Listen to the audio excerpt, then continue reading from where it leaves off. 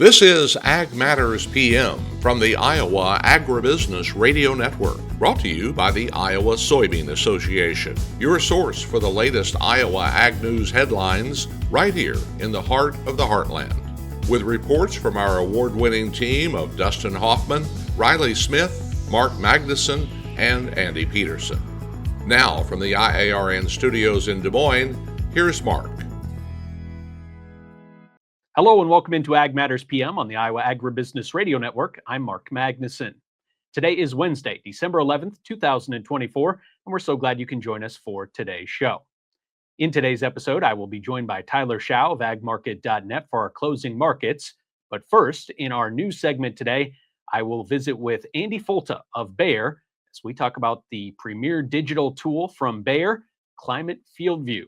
We will discuss the importance of cataloging your data and especially how that could become even more important in a time like right now, where we have depressed commodity prices. Mark Magnuson for the Iowa Agribusiness Radio Network, and we're here today at Trade Talk at NAFB 2024, and I'm joined by Andy Folta. He is with FieldView, which is part of Bayer. And Andy, let's talk about the digital adoption of these, or the adoption of digital tools and farmers and their. In recent years, we've seen a lot of that. Oh, yeah. How have you seen it with FieldView? Have farmers been very receptive to pick up FieldView and run with it? Yeah, I would say they are, and a lot of that comes back from one of our key value propositions, which is being that brand agnostic data collection, tool and service. And while, we're a part of Bayer Crop Science, we're also very passionate about opening access to farmers who are either not on Bayer, who are on Bayer, who use, one brand of equipment, multiple brands of equipment. We want to help farmers bring all of their data into a unified place so they can start to understand more about, what happened on my farm this year, last year, 5 years ago.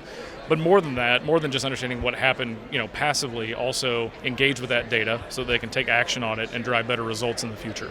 And is that a big picture viewpoint that they can look at? Is it zoomed down to the field level? I'm assuming there's a lot of options there. It's both. It's both and. We have a lot of farmers, and that's one thing that I really love about digital tools in general, is that they're very customizable, and you can engage with them in very unique individual ways. So we've got farmers that like to look at that macro level view that are, if you're a large size operation and you're managing for, ROI and, grain back at the terminal, you can look at, how did my operation perform as a whole, but you can also go down to field and even subfield levels and go in and draw a field region report and say on these, 5 specific acres, what happened here and why did that happen? And how can I learn from that to have a better result next year? So yeah, it's really both. And you already mentioned this a little bit, but yes, it's one thing to adopt a piece of technology because maybe it makes things easier for you, or it's just something new and exciting. But like you said, when there's that actual value, that added value that a farmer can see, that would make it, I would think, extremely easy for a farmer to want to get involved and use that new digital tool. Yeah, and the digital trend is relatively new, and people engaging with digital at a really deep level is relatively new. But farmers have been collecting data for years, and decades in some cases. So the new trend that I'm seeing is more people not just passively collecting data, but then really engaging with it to create a variable rate, fertility application or seeding recommendation so that they can, maybe save some input costs in certain areas while still having a really sustainable yield, or drive yield in other areas by seeding more, adding more fertility. So yeah, it's an emerging trend, but it's one that people have been, I think, asking for a long time. But it comes back to us as producers, Bayer Crop Science, FieldView, other companies as well, to make it as easy as possible for farmers. Because, farmers are managing, thousands of acres. They have a lot of decisions that they're making every year, and we only get so many years to get it right. You only get 30 to 40, chances of putting in a crop, typically for a farming operation. So making the most out of each opportunity is really key. And for a farmer as well, wouldn't it be even more important now to be focusing on the data and everything that a farmer does down to that very micro level, because we're in a time of depressed crop prices? Yeah, and the thing that I keep saying is that data is quickly becoming a farmer's most valuable crop. We need to be able to learn about, what maybe worked last year, what didn't work last year, what worked 5 years ago that maybe I could implement this year, but also to look at the future. And that's where I really like this combination of, being an industry-leading agronomic company like Bayer is, and also an industry-leading digital platform that FieldView is. We can offer up some new opportunities to customers, whether that's in, the seeding world, crop protection world, or even things like carbon that can unlock new opportunities so that farmers can drive the maximum profitability on their operation. And you had already mentioned this a little bit, but let's say a farmer is using a different digital tool. Can they move that data over to FieldView that they've already collected? Yeah, so earlier I mentioned that, in cab we have really good compatibility with, every manufacturer so that you can live stream data. But if you want to be able to bring in data, in a more passive way, we have really robust API connections with all the industry leading partners where you can, connect your API to, John Deere or Kloss or whoever it might be, and you can bring that data into the FieldView environment so that you can make decisions around it. Is there anything else you'd like to let our Iowa growers know about when it comes to FieldView or anything you're working on or just excited about? I would say if you're interested to learn more, go to climate.com. We have a really robust knowledge center where you can learn everything of, why should I engage in FieldView all the way through how do I install cabling. We've got a great podcast on YouTube called Around the Farm, a podcast about all things ag, where you can learn not just about digital ag, but we bring in, people to talk about the grain markets and on-farm safety and everything like that. But something that I'm really passionate about, because I came from that organization, is we do have a really engaged and robust organization of field staff called the Digital Enablement Leads with FieldView. So go to climate.com and you can get connected with local on-farm help to help you on that digital journey. Well, thanks so much for the time. Really appreciate it, and have a great rest of the show. You bet. Thanks. You too. Thank you to Andy Folta of Bayer for joining today's show. We will have a check of the closing markets coming up next after a word from our sponsor, the Iowa Soybean Association and the Soybean Checkoff. Iowa Soybean Association is driven to deliver for Iowa's 40,000 soybean farmers. We're proud to provide objective agronomic research, a helping hand with soil and water stewardship, and timely industry news powered by the Soybean Checkoff. Learn more at iasoybeans.com. You're watching Ag Matters PM, and it is time for our closing markets with Tyler Schau of agmarket.net.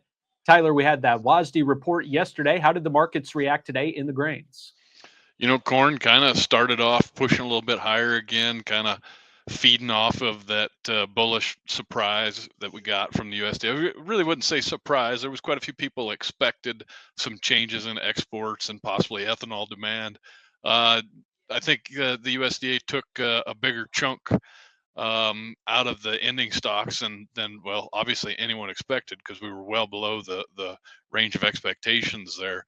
But I think what a person's got to really look at, especially if you look at March corn, you've got a couple price levels up there that are going to act as really stiff resistance. One, you've got that early October high of 452 and a quarter. Two, you've got the 200-day moving average right there at about 451 and a half. And then 450 has just kind of been a long term, and I'm talking going back to 2007, 2009, shelf of support and resistance. So it's acted as resistance when we're below it, and then when we've been above it, has acted as support. So I think it's going to take a Herculean effort to get back above that March corn here. I'm not saying it's not possible. I have to see. Maybe we make some more changes in the January WASDE. So Tyler, right now, is it basically then that $10 number on the soybean side, and then 450, like you mentioned, could be that key number for corn? Yeah, it does feel that way. 450, like we've been actively on the phones the last 2 days, getting guys to buy puts on uncovered bushels that maybe they've got out there. If you've got grain in storage where you're paying a storage fee to the elevator, now's a good time to use this market rally as kind of reward. Get it gone. There's some ways to re-own that if you do want to own it. I just wouldn't be surprised if this market kind of shrugs this off over the next few weeks. Now, like I said, moving forward, we get into January WASDE, there's already chatter that possibly might see the USDA come in and cut yields again. I wouldn't be all that surprised by something like that. Typically, when the USDA does cut production, cuts yields, cuts harvested acres, you name it, they'll kind of offset some of that supply reduction with reductions to demand. So seeing such a big increase in exports and ethanol this last month, wouldn't be surprised if we do see the yield come down a little bit in the January WASDE on that final report. But I also wouldn't be surprised if that's not a little bit muted as we move forward with the demand side. So grain's kind of in the spotlight here in the early portion of the week because of the WASDE report, but how did the cattle and hogs trade today? Cattle really bounced back strong today, or really the last couple of days. Kind of had that sell-off where the market backed off there late last week, kind of found some footing, and did push higher again today, almost $2 higher on the March contract, $1.70, something higher on January feeders. February fat cattle were up over $2, back above 191. You've got the December contract at 192.25. That contract's now in delivery, or is kind of nearing delivery. So that's going to tell us a lot about the cash market on the fat cattle. And right now, it just kind of feels like cattle in general, whether it's fat cattle, a feeder animal, just the cash market's on fire. Good thing for ranchers and feedlot operators. Hogs been struggling a bit here the last few days. Don't forget the latest commitment of traders from the CFTC showed a record long position in the hogs. So I wouldn't be surprised if we don't see some type of backing off in this hog market continue. How should our viewers get in touch for more marketing information if they're so inclined? Look us up. Our name is our website, agmarket.net. We'd love to work with you. Tyler Schau, agmarket.net. Thanks so much for joining us on the Closing Markets. Have a great rest of your week. Take care, Mark. Thank you to Tyler Schau of agmarket.net for joining today's show, as that is our Closing Markets for today. Let's see how those closing numbers wrapped up as we take a look at the market tab of our website at iowaagnet.com. March corn closes down 0.75 cents at $4.48 1/4. January soybeans up 0.75 cents at $9.95 1/2. January soybean meal down 90 cents at $2.91.10. January soybean oil down 28 cents at $42.44. Chicago wheat up 1.5 at $5.63 1/4. Minneapolis wheat unchanged at $6.06 1/2. Kansas City hard red wheat up 1.5 at $5.67 1/4. March oats up 4 even at $3.57 1/2. On the Merc, December live cattle up $2.40 at $192.25. January feeder cattle up $1.72 at $259.05. February lean hogs down 20 cents at $84.37. February pork cutout down 22 cents at $93.65. Class 3 milk down 9 cents at $18.74. That is our Closing Markets for today, and it brings us to the end of today's show. You can find all of our content on our website at iowaagnet.com. You can also follow us on social media at Facebook, X, TikTok, and LinkedIn. Make sure you subscribe to our YouTube channel. Click on the notification icon as well to let you know whenever there's any new videos available for you. Also, you can listen to our morning, midday, and closing market podcast, which are found on Apple, Amazon, Google, Spotify, and Podbean. Also, don't forget to check out our daily Iowa Ag Matters podcast.